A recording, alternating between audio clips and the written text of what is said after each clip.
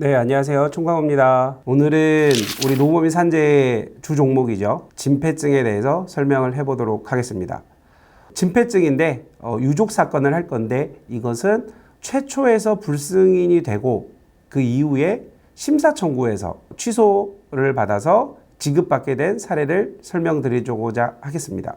이 망인의 경우에는 1997년에 2형의 F0로 일단은 장애 등급을 11급을 받으셨어요. 그죠? 심폐기능은 정상, 병형은 2형이기 때문에 11급이에요. 그죠? 그리고 대략적으로 한 7년 후죠. 2004년에는 병형은 똑같아요. 병형은 2형이 똑같은데 심폐기능도 F1으로 상향되었고, 그리고 합병증이 폐기종이 관찰이 되어서 대략 2004년부터 요양을 하고 계시던 분이셨는데 요양 중에 간암에 진단되었습니다. 그리고 사망을 하셨겠죠? 사망 진단서만 놓고 봤을 때는 너무 불리했습니다. 왜요? 선행 사인이 뭐였냐면은 간암이었어요. 그리고 뼈전이, 그리고 사망.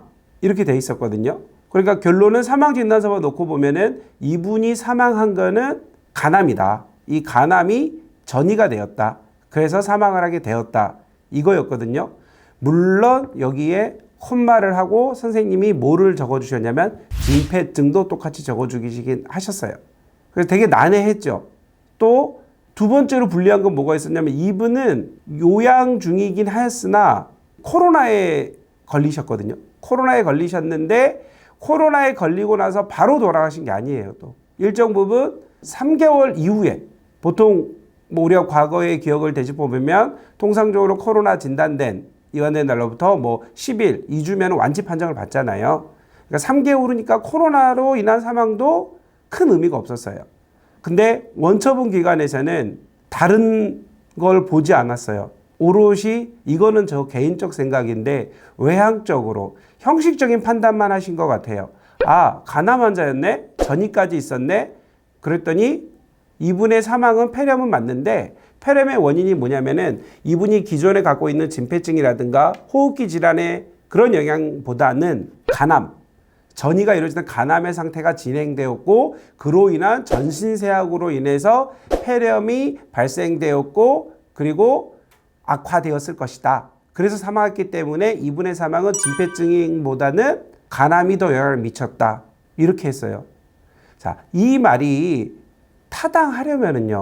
타당하려면은 적어도 이분이 어쨌든 지속적으로 외래를 통해서 그 추적 치료를 받고 계셨으니까 경과관찰을 하셨으니까 그러면은 간암에 관련된 지표 뭐가 있을 수 있죠? 예를 들면 뭐 간 수치라든가 이런 것들을 가지고 판단을 하고 이게 근데 상당히 안정적이지 않았다.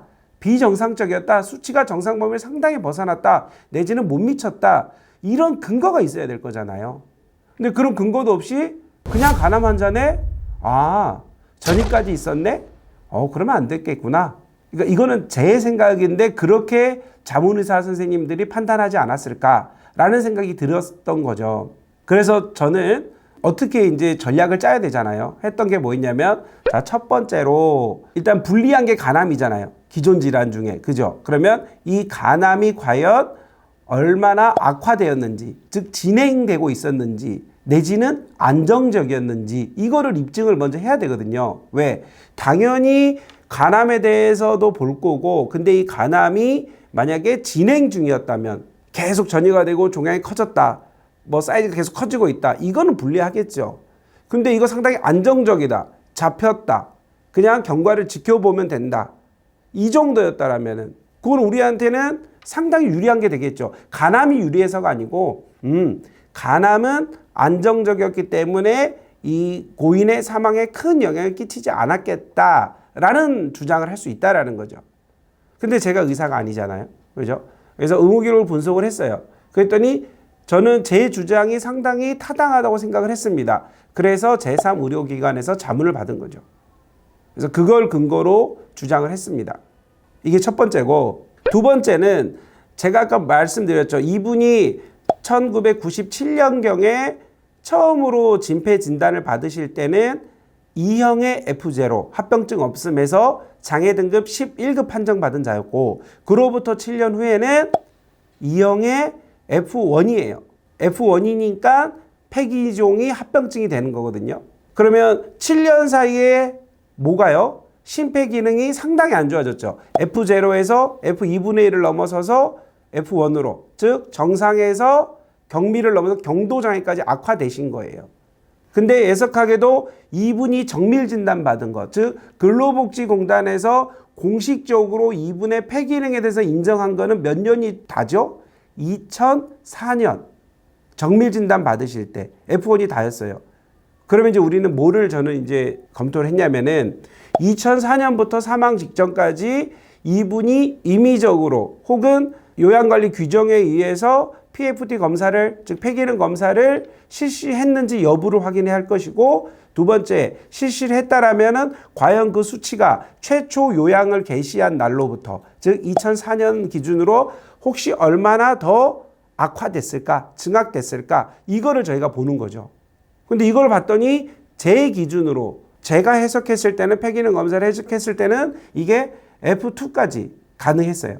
그래서 우리가 이거를 주장을 했죠. 아, 그러면은 F2 정도면은 상당히 고도의 호흡기 장애가 있는 분이고, 이거는 우리가 하는 사건 중에 하나가 있어요. 만성 폐쇄성 폐질환, 즉 COPD도 진단이 가능할 상태였구나라는 수치가 보였거든요. 근데 여기서 착안을 했어요. 왜요? COPD 환자는 통상적으로 뭐예요? 폐렴에 이완될 가능성이 높아요. 그러면 이분의 직접적인 사망은 폐렴이라고 놓고 봤을 때, 그죠? 이분이 만약에 COPD, 그것도 상당히 중도의, 고도의 호흡기 장애를 갖고 있는 COPD 환자였다라고 하면, 그러면 이 COPD는 왜 왔을까요, 이분은? 진폐를 유발했던 분진이 동일하게 모두요, COPD도 만성폐성 폐질환 유발했던 거죠. 그래서 우리가 COPD, 즉 만성폐성 폐질환 인정 기준을 보면은 뭐죠? 고농도의 분진이에요. 고농도의 분진에 노출된 자 10년 혹은 20년. 그래서 이분이 가지고 있던 직업력으로 인해서 이분은 COPD까지 이완됐구나 라는 것까지 주장을 한 거죠. 정리를 하자면은 첫 번째, 우리한테 충분히 분리할 수 있는 간암은 안정적이었다. 이거는 그냥 우리의 뇌피셜, 그냥 우리의 막무가내 주장이 아니고 혈액 검사라든가 감기능 검사라든가 이런 것들을 통해서 구체적인 수치를 가지고 주장을 했어요. 그리고 두 번째로는 이분의 폐기능의 증악 여부를 관찰을 해서 그거를 조사를 하고 어떤 추이상으로 봤을 때 이 사람은 상당히 고농도의 폐기능 장애였구나 라는 걸 통해서는 아, 이 사람은 COPD 환자다. 근데 COPD 환자는 통상적으로 뭐에 폐렴에 이완될 가능성이 높다. 이 두 가지를 가지고 주장을 했습니다. 그래서 심사에서, 여기 심사 청구라 하면 근로복지공단 본부에서, 그러니까 우리가 최초 청구를 하고 안 되면은 근로복지공단 본부에 이의제기라는 거죠. 그게 산업재해보상보험 심사를 하는 거고요. 물론 여기서도 안 되면은 이 근로복지공단의 감독이라 그래야 되나요? 행정부가 고용노동부지 않습니까? 거기에 있는 거는 재심사. 근데 심사를 가서 했고, 거기서는 이제 취소라 그래요. 취소. 원처분 기간, 즉 부지급 처분을 취소해라 라는 거는 굳이 얘기하면 대리인, 아, 우리 노무비 산재에서 주장한 말이 맞으니 유가족에게 보험급여를 지급해라는 결정을 했다라는 거죠. 근데 거기에도 똑같았어요. 원처분 기간 자문의사는 폐렴의 원인이 간암으로 인한 전신세약으로 주장하나 혈액검사, 감기능 검사를 봤을 때 뭐가? 상태가, 수치가 상당히 안정적인 바, 간암이 망인의 사망에 큰 영향을 끼친 걸로 보기는 어렵다. 두 번째, 비록 근로복지공단에서 인정한 공식적인 거는 2004년에 F1이었으나 대략적으로 15년 이상 요양을 하면서 관련된 의무 기록을 살펴본 바, 대리인의 주장에 근거해 봤을 때 뭐가요? 심폐기능이 상당히 악화된 점 등을 고려했을 때 폐렴의 지속적인 이완이 있어서 추정된다. 그리고 더 나아가 요양의료기관에서도 지속적인 폐렴이 확인됐기 때문에 이런 것들을 종합적으로 고려해 봤을 때 망인의 직업력이 망인의 사망에 영향을 끼치지 않았다고 볼 여지가 없는 건 아니다. 즉 끼쳤다고 볼 수 있다. 말이 어렵죠. 그래서 취소한다. 부지급 처분을 취소한다 해서 취소를 된 거예요. 근데 과연 여기서 끝났을까요, 우리가? 아니죠. 우리는 유족도 했고, 이게 사실 메인이지만, 저희가 이제 같이 하는 사건이 있는데, 사망 이후에 이분의 급수를 높이는 사건도 했습니다. 그래서 그것도 저희가 성공을 했습니다. 이제 오늘은 이제 그 진폐 유족을 했을 때, 저는 사실은 원처분 기관의 자문의 선생님들이 일을 성의 없이 한다 이런 취지는 아니에요. 좀 더 내실 있게 살펴봐야 된다, 의무기록을. 그리고 명확히 수치가 있음에도 불구하고 이를 간과해서 판단하는 경우가 믿기지 않겠지만 종종 있습니다. 그래서 저는 한 2주쯤 됐는데요. 도저히 제가 납득할 수 없는, 최근에 이 현업을 하면서 납득할 수 없는 사건 2가지가 있었어요. 부지급이야 있을 수 있죠. 불승이냐 있을 수 있죠. 근데 납득할 수 없는 이유로 불승이 된 게 2가지가 있었거든요.